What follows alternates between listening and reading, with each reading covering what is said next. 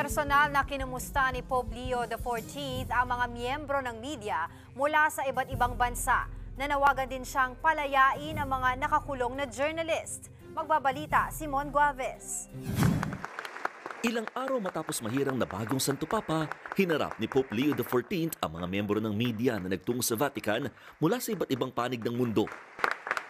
Personal silang pinasalamatan ng Santo Papa na naglaan ng oras para ibalita ang mga nangyari rito mula pa nung pagpanaw at libing ni Pope Francis hanggang sa may mahirang ng kapalit.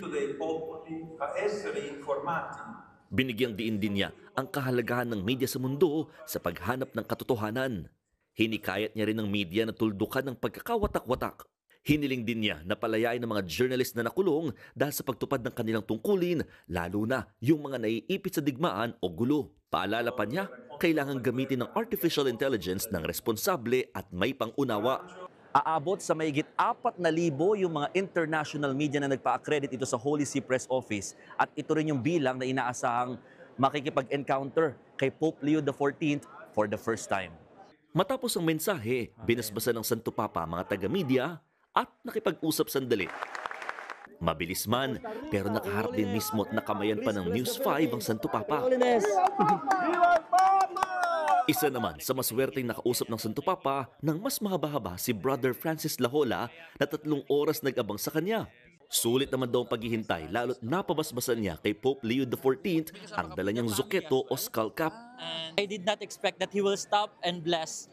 He just said that he cannot exchange it because it was too small. So no exchange, he said. But it was a moment of joy. It was a moment of joy, an encounter with His Holiness Pope Leo XIV. Sa darating na linggo, inauguration na ng Santo Papa. Bago yan, inilunsad na rin ng Vatican ang Instagram account ni Pope Leo. Sa ngayon, may halos 2 milyong followers na sa IG si Pope Leo XIV, kung saan unang mga litrato na pinost niya ay ang paglabas sa balkonahe ng St. Peter's Basilica pagkatapos ng conclave.